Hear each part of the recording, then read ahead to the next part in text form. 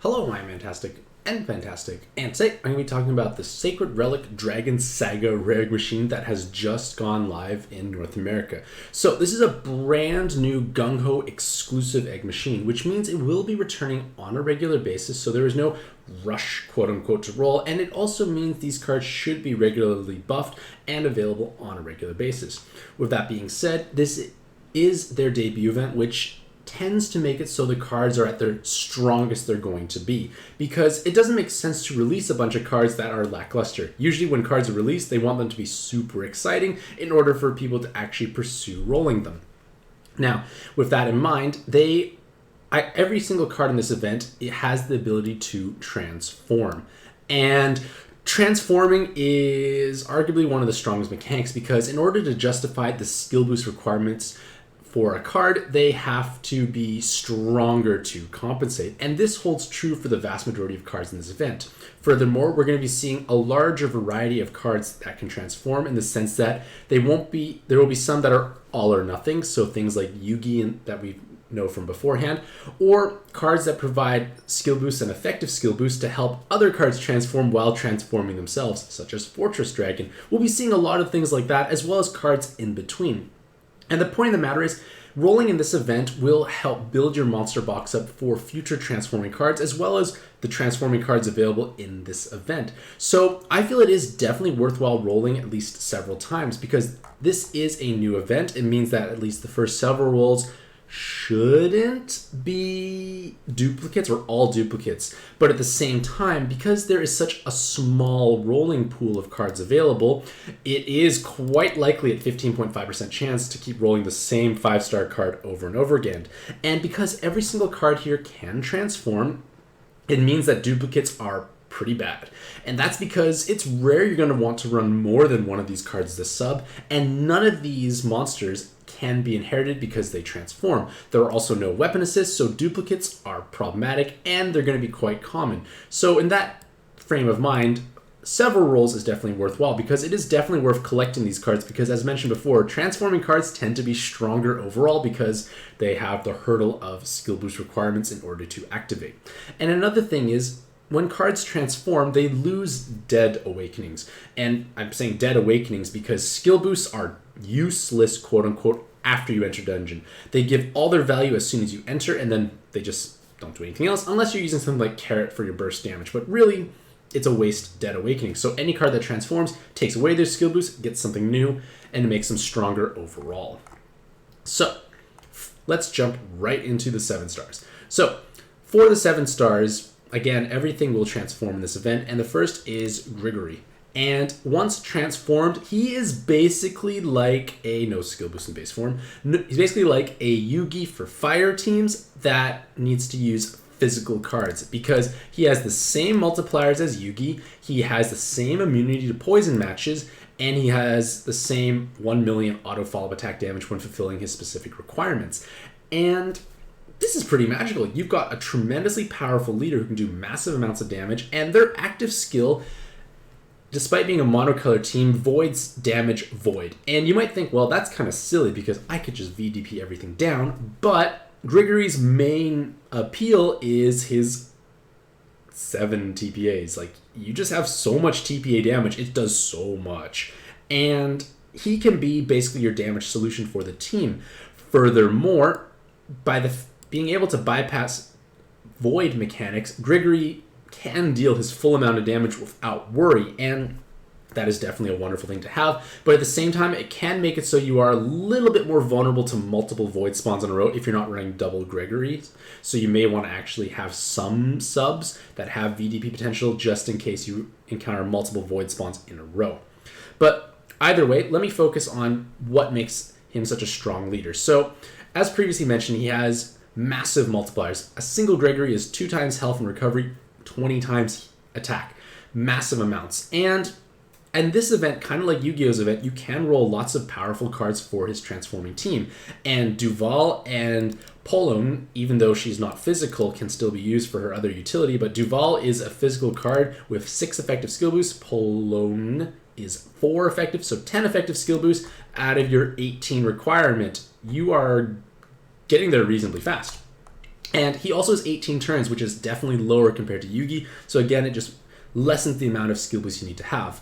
In terms of playstyle, it's pretty much implied that you want to match TPAs, and this is definitely facilitated by the leader skill wanting to match wood and fire combos. There is no true combo requirement, and as long as you match wood and fire, you deal your full attack multiplier, which means a TPA is definitely favorable, and again, Grigory should be your largest source of damage within his own team. Now, his auto follow-up attack damage, as I'm reading it, it says when matching 2 or more fire or wood combos. So the way I read it, which could be wrong, and this is the less ideal scenario, is you match 2 fire or 2 wood, then you get auto follow-up attack damage. Maybe it's slightly different, but the point of the matter is it shouldn't be too hard to trigger auto follow-up attack damage. I don't have this card, low chance I'll actually roll it. So if you do have this card and know exactly how the auto follow-up attack triggers, let me know. But either way, it still should be reasonably doable. With that being said, if you do happen to have a follow-up attack card present on the team, it doesn't hurt. Similar idea to the VDP. Now, all of this sounds wonderful, but the biggest hurdle I feel is that you're restricted to physical cards, and the possible sub pool at this point in time is relatively shallow, and it can make it a little harder to team build. Furthermore, if you already have a fully functional Yugi team, Grigory may not necessarily bring that much more to your monster box, and I wouldn't necessarily want to trade for him either. Next is Deena. And Deena is, in my opinion, one of the best cards in this event. It is my personal pick for my Dream Rules, spoilers. And the reason for that is not just because of her cute, adorable bunny outfit, but because she can function as an incredible damage solution as either a sub or a leader. So, once transformed after 18 turns, they will have a brand new active skill that has a 1-turn cooldown that generates 3 water orbs and locks all orbs. So she is the perfect counter to spinners, because the only way to stop spinners is lock the board or just have strong matching skills. And you can lock the board every single turn while making 3 water orbs. Now, just be aware that if you lock the board and don't clear very much, there's a chance you may not get 3 water orbs, but the point of the matter is you can generate additional water orbs, you can lock the board to counter spinners, and this is tremendously powerful for any mono water team because it can provide a steady flow of water orbs, which will definitely alleviate activation requirements. And if you utilize her as a leader, she can definitely pair with Fasca because she needs to utilize attacker types, so lo and behold, you're basically like Fasca in a way, but now you get the bigger board and you have reasonably strong multipliers. You don't have auto follow-up attack damage, but you probably could be fine without it.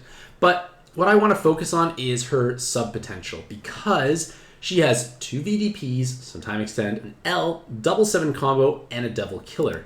Now, this translates into, with her double 7 combo and double VDP, 25 times personal damage. And if it's a devil type spawn, 75 times. They're going to die. Like, it's tremendously hard hitting. And that L gives you extra utility because matching a fire or water L will unlock your board, which definitely can help. Remember, you lock the whole board, match that fire L, guarantees the board is unlocked, which means you can always guarantee 3 water orbs. May not always be doable, but just something to keep in the back of your mind.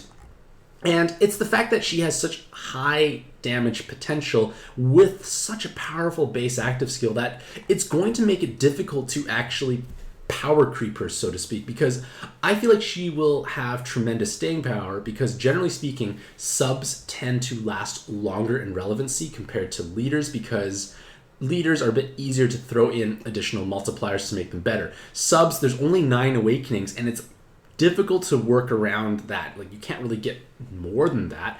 And because she is a transformational card, she doesn't have any of those dead awakenings. Everything is fully optimized. And she's just an incredibly strong card overall. And if I could pick one card to roll or trade for, possibly, this would be my one. Next is Alynna. And they are putting an unusual twist on transforming cards. So, their base form shares the exact same leader skill as their evolve form, and their weighted stats are the same as base and evolve. So you're not losing anything out, you're just missing out on some extra awakenings, but you still have that cloud resist. So in the base form, you have 3 skill boosts and cloud resist. You're solving quite a few problems at the same time, and once transformed, you have a 4-turn active skill, which fully clears bind and awoken binds, and generates a full row of wood at the top of the board, which basically helps guarantee you get the maximum number of wood orbs possible. So in terms of bind clearing potential, she puts basically everyone else to shame because she's a transforming card, which means she has to be better. She also has pretty strong damage output. She got double 7 combo VDP, so she will be contributing, and she has 2 enhanced heal orbs with a gargantuan amount of RCV. So she can be your healing solution, your bind, awoken bind clearing solution, orb generator, and a reasonable damage card all at the same time. Like, she's doing so many useful things at once, and mono wood teams are going to love her, and especially those that transform, because 3 skill boosts is actually a pretty high amount, I'd say, for such a powerful card, and the fact that they changed it to all useful awakenings right away is kind of magical. In terms of like utility as a sub, Alynna is one of those better options out there, especially when there are many bind and awoken bind clears required. But at the same time, even if you don't capitalize on that aspect, everyone wants to have an extra row of wood orbs. It's always going to make your life easier. And if you had 3 wood orbs that were not at the top, you guarantee yourself a VDP. So it can solve many problems all at the same time. And the main drawback for this card is her leader skill is a bit weaker. And I think that is because her transformation requirements are lower, because she comes with only a 12-turn cooldown, brings 3 skill boosts herself, and because of that, they're going to compensate and make her a little less powerful. Generally speaking, cards with worse base awakenings and longer cooldowns to transform tend to be stronger leaders because they have more hurdles. But at the same time, I feel like Alynna is going to set kind of the bar, so to speak, for future sub options, because she provides useful awakenings in her base form, and once transformed, she's obviously very powerful. But the point of the matter is, I feel like we're going to start seeing more and more cards in the future that have a relatively fast transforming aspect. They bring useful awakenings in their base form, and then obviously they change dramatically when it's transformed into something stronger. And this is probably going to be the template that's going to be used to kind of set the bar for better subs in the future. Next is Dyer. So they are a tremendously powerful rainbow leader because once transformed, they have a void damage void on an 8-turn cooldown, which is arguably one of the biggest hurdles for rainbow teams. They have difficulties clearing void spawns, and this obviously solves that. The damage reduction is obviously a nice benefit as well, but it's mostly for the void damage void. In terms of their leader skill, they give 2 times stats to god types, and then bonus orb movement time, and then 10 times attack when matching 4 or more colors, which should be doable, and then 50,000 auto follow-up attack damage when matching those 4 colors. So you're a rainbow leader who gets auto follow-up attack damage for just being yourself. And that is tremendously powerful because I only just recently got Akane as one of my rank 800 roles, I think, and she is a powerful rainbow leader. She solves the damage void issue, but follow-up attack could be difficult because, well, let's face it, use a rainbow board changer, there's a strong chance you're not going to have 5 hard orbs, and then you're just kind of screwed. You have no way to overcome this. Dyer solves that. Use a rainbow board, you're guaranteed to have all your colors, which means you're guaranteed to have the auto follow-up attack damage, which solves one of the bigger hurdles, and he has the void damage void in their active seal. He's solving basically both the major problems that rainbow teams have, which makes him significantly stronger. And their multipliers are huge. 2 times health and recovery for 20 times attack. That's massive multipliers. We're seeing big numbers because they transform.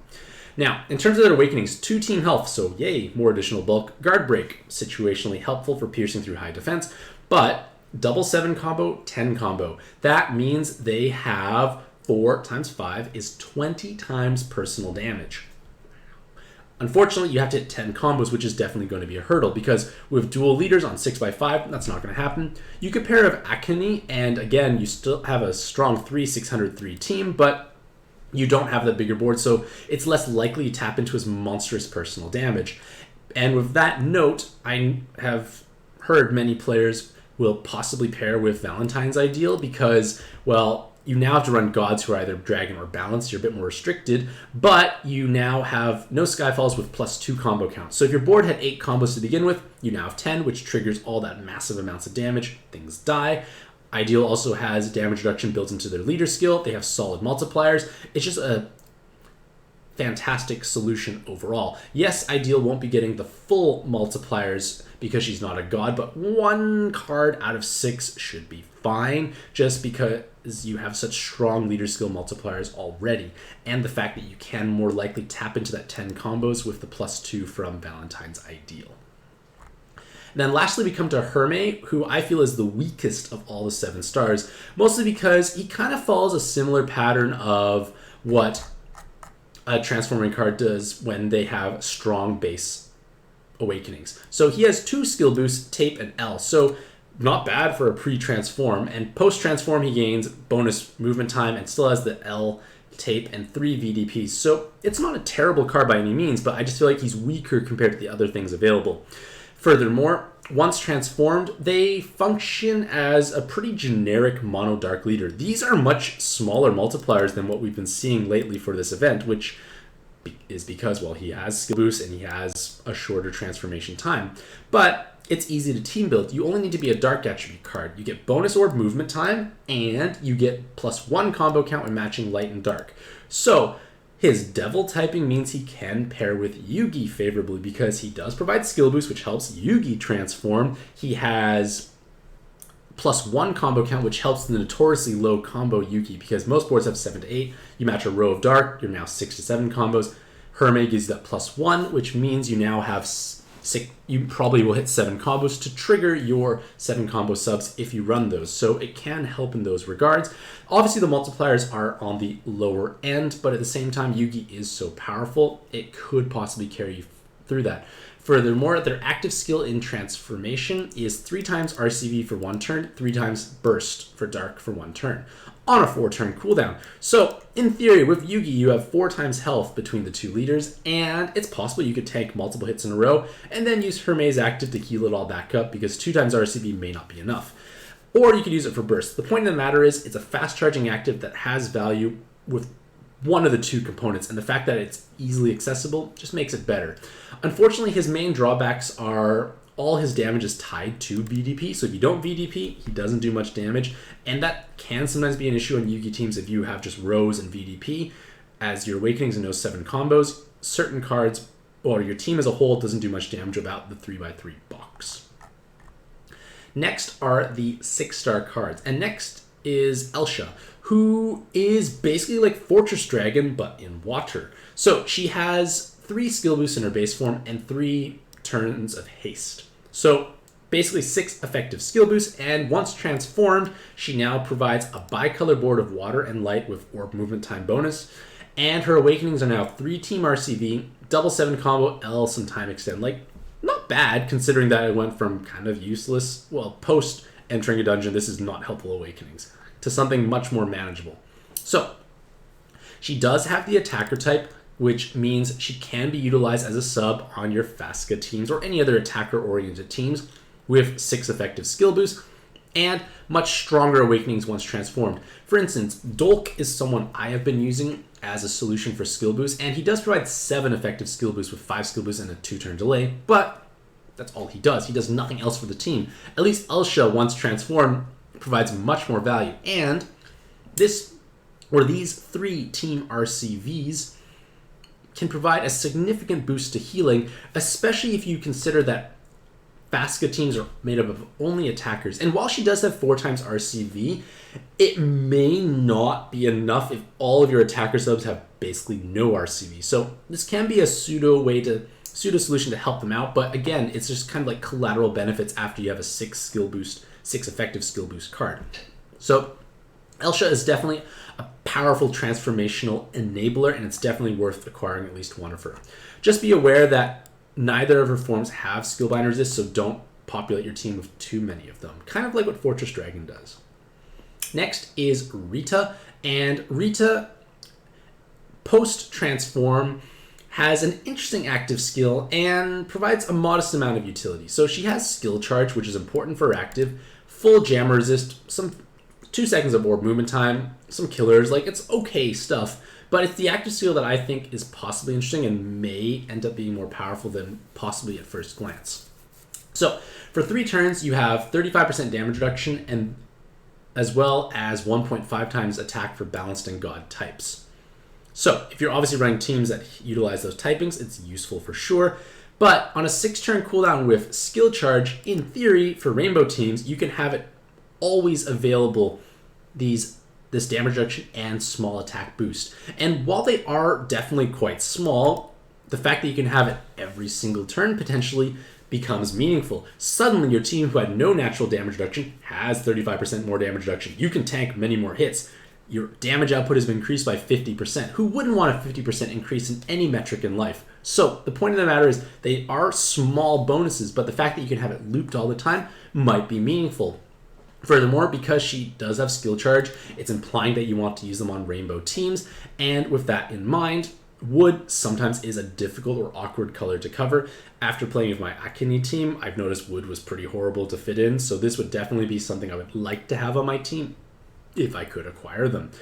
Unfortunately, the Jammer Resist, in my opinion, is less valuable. If it was blind or poison, she would be much more desirable to own.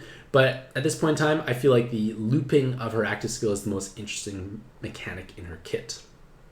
Next is Duval, and Duval is kind of like Fortress Dragon, but for fire, because they have a 3-turn delay and then 3 skill boosts in their base form. So 6 effective skill boosts, you can transform, life becomes better. Once transformed, they create a column of fire and then 2 times attack for physical and dragon types. So a modest amount of burst on a 6-turn cooldown.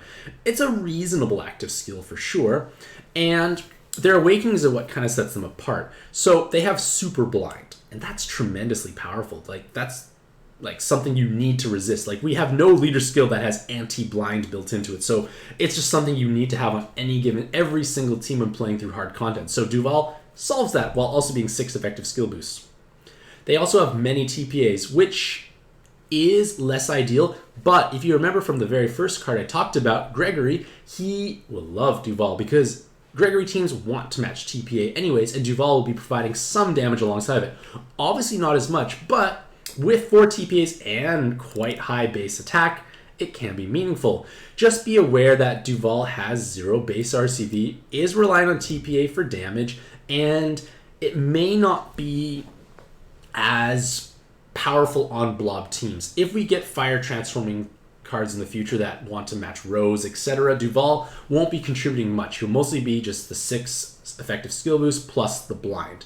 It also means you only can run 1 Duval as your skill boost solutions because 2 of them cannot be stacked because you can't delay and delay again. So that can be a bit of a drawback, but looking at Duval, it is quite a powerful transforming card that helps others transform just because of that super blind awakening.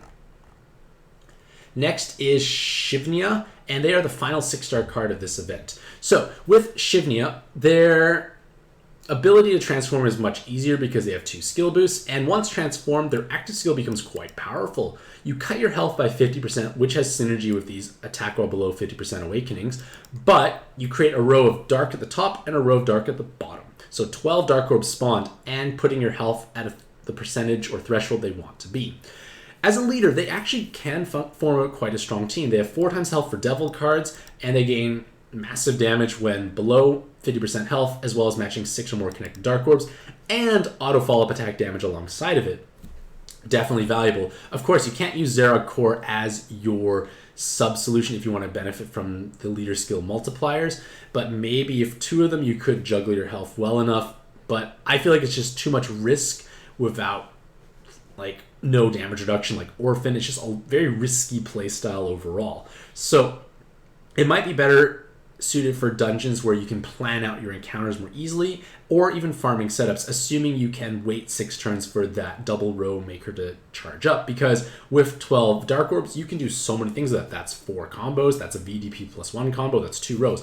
Or you could just make a row and save the others, and then bam, you just have orbs for the next turn. Quite a few interesting stuff they can do. Maybe I'm over-evaluating them, but at the same time, their offensive potential is very high. They have triple attack while below 50%, VDP, Dragon Killer, and God Killer. They can hit incredibly hard while also being able to use the same God, or be able to use God Killers and Devil Killers. They have good killer selection, so they can be a strong damage solution for attack while below 50% teams, and it might be something to consider slotting in because they're easy enough to transform.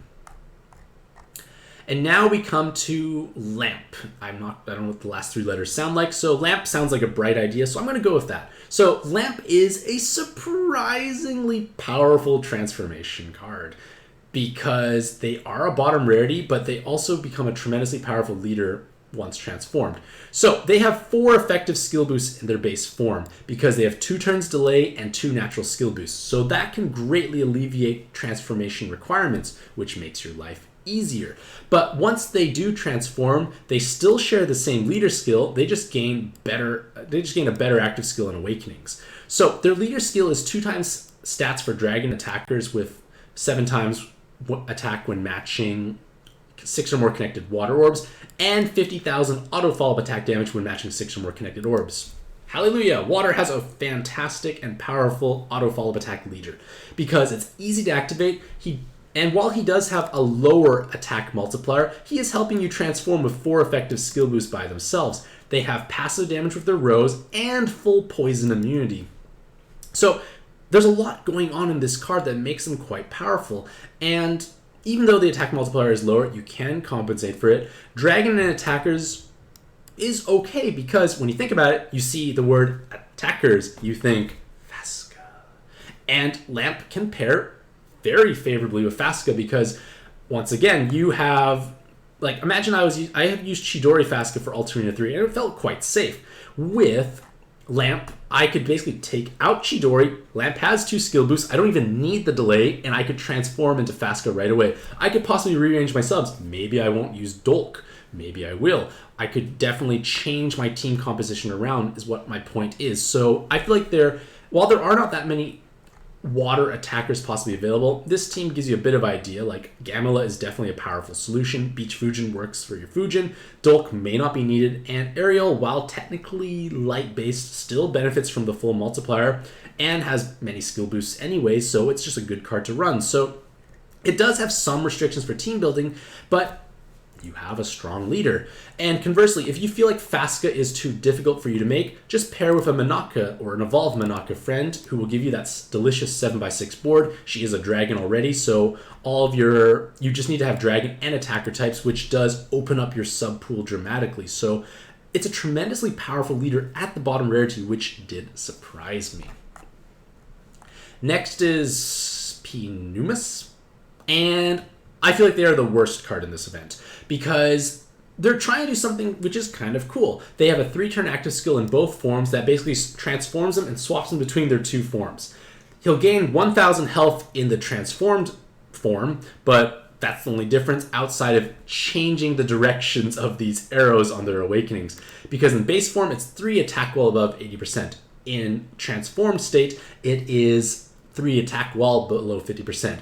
And that's just weird because when you really think about it, what team is going to want to be high health and low health alternatingly, or like just in general? You want one or the other. And even at that, 3 attack while below 50% with Natural Cloud is nothing special. There's no VDP, there's no skill boost. They're not providing that much overall. It's a cool idea, and they're transforming between like a different active skill of burst and damage reduction, but the novelty is not going to be practical in my opinion, and is the main reason why I feel they are the weakest card in this event.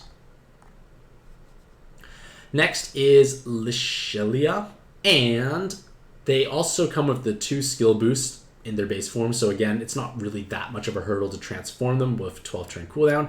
And once transformed, they provide you 5 turns of Bind and Awoken Bind Clear, along with a tricolor board changer of Wood, Light, and Heal Orbs on a 6-turn cooldown. So when you think about it, a tricolor board changer with Hearts tends to be, 8 or 9 turns or so you're less. And you also have Bind and Awoken Bind Clearing thrown on top of it. So this is a high-value active skill.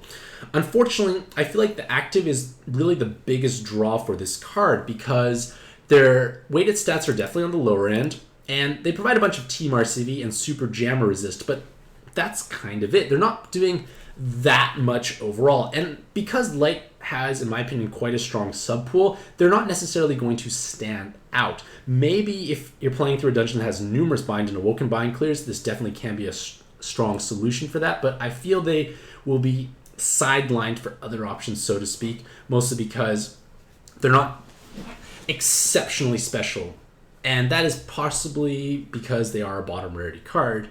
But when I say exceptionally special, I think of the final card in this entire event of Polowne. So, this card here is truly magical. They have 2 skill boosts in their base form, and once transformed, they have 2 skill boosts in their base form and 2 turns of haste. So it's 4 effective skill boosts, which definitely helps you transform much quicker. But once transformed, they are utility galore. They have 3 team health, which helps with bulk. They have follow-up attack, which can be situationally helpful. They have Ellen lock and 1 second orb movement time. Pretty useful stuff for a sub, but it's their active skill that's going to set them apart. Their active skill provides you with 1 turn of damage absorb void and color absorb void. So on an 8-turn cooldown. So that means you have a Fujin style active skill on an 8-turn cooldown. Fujin is 19 for reference. What the Fujin? Truly magical. And at first glance, really, this is a tremendously powerful card. It's justification for rolling this event, but for reasons that I feel should be elaborated upon.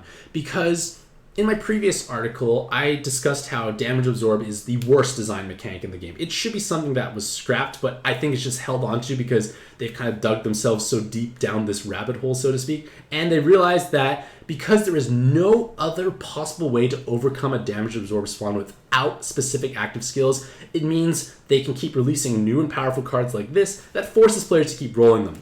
It's smart from a business idea, but it's terrible from a gameplay enjoyment idea because it's not a skill-based solution. VDP has multiple ways to overcome it. You can grind them, void spawns, you can grind them down, you can use VDP. You don't have to rely on things. Just orb changers, which are generic, is a way to solve this.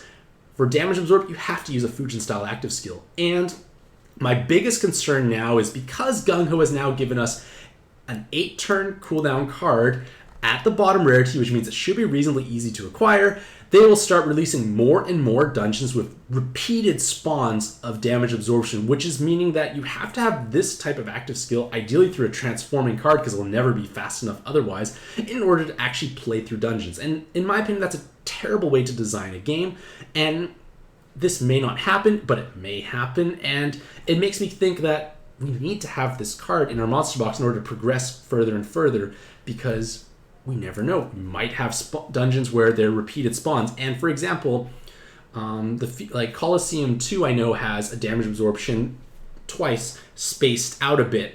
And it may not charge up in time, possibly, if you go through the dungeon very quick. Arena 6, which is in JP, we don't have it yet. But again, multiple damage absorption spawns, if I'm not mistaken. So again, she's solving many of those issues there. So for these reasons alone, she is tremendously powerful to own, but I'm kind of scared with the direction it could possibly go. So, do I plan to roll? And the answer is yes, because this is a debut event, which means at least for the first several rolls, they should be new. And new cards are always helpful in a monster box, but at the same time, because this event has many strong and powerful cards, including 2 at the bottom rarity, there's a good chance I'm going to be quite happy with at least a modest number of rolls. Like, for example, if I do 10 rolls, statistically speaking, I should get, 60% or so? It's about 62% for a 5-star. So let's say I get 6 5-stars and 4 other cards. Pretty happy because I might have most of the 5-stars there, not too many duplicates hopefully, and any of the diamond eggs for the most part tend to be useful because they're fulfilling niches that I may not necessarily have. So because of that, it's definitely worth rolling. And for my dream rolls, I would love to get Deena as my 7-star card because, well, she kind of does it all. She could be a leader, she could be a sub, tremendous damage output, anti-spinner active skill on a 1-turn cooldown that will also make 3 water orbs. So much going on in this card, and I feel that because she is a tremendously powerful sub for any mono water team, she's going to have a wonderful amount of staying power and not be power crept because it's going to be hard to top this because she transforms. All of her awakenings post-transform are amazingly strong, powerful active skill. Hard to compete against, and she does have a bunny outfit, which I do like. Next is my 6-star dream roll, and that will fall into Elsha because for myself, I have a much stronger water box overall. I have much more likelihood to pair with Fasca as opposed to pairing with or using Grigory because even though Duval is, in my opinion, a stronger card in a vacuum because of the super blind resist, I feel like that I have much less ways to utilize them to his full potential compared to Elsha, and that's why I want to have her. Both of them provide 6 effective skill boosts, but in terms of how many places I could use Elsha, I feel like Elsha has more. And then finally, for my 5-star dream roll, I want Polowne, because, as mentioned before, an 8-turn Fujin is setting a standard that I have never been able to achieve before. We do have faster charging Fujin actives through transformational cards, but those come from top rarities through Nell, which is not necessarily something everyone has, can't use it all the time. And Polowne can be used everywhere, and that's why I want to own her. At the same time, I do want to pull Lamp, because Lamp is definitely a strong leader, but with that train of thought, I'm quite likely to acquire most to all the 5-stars within, let's say, 10 rolls. So it's more so saying, like, I want her more. If I could pick one, I would pick her, because she will definitely have more staying power overall moving forward. So, in conclusion, the Sacred Relic Dragon Saga Relic Machine makes its debut to North America today. As a whole, this event greatly accelerates the transformational meta, because every card here transforms. It helps facilitate transforming cards. It creates powerful leaders, powerful subs, lots of things that you cannot replicate elsewhere in any other egg machine. And that makes this a very desirable event overall. With that being said, doing too many rolls here is going to be problematic, because duplicates are not good. None of these cards have weapon assists. None of them can be inherited because they can transform. And in reality, you really only want to have, I'd say, one of each card, because it's going to be hard to justify using 2 on a team, and you can't inherit them anyway, so where else are you going to use that second one? With that being said, let me know what you think about this event in the comments below. Do you think it's worth rolling in? And if you did roll, how many times did you roll, and what were your top rolls from that session? Regardless of all that, hopefully you all have a fantastic day. I wish you all the best of luck in your own pad adventures, and happy puzzling.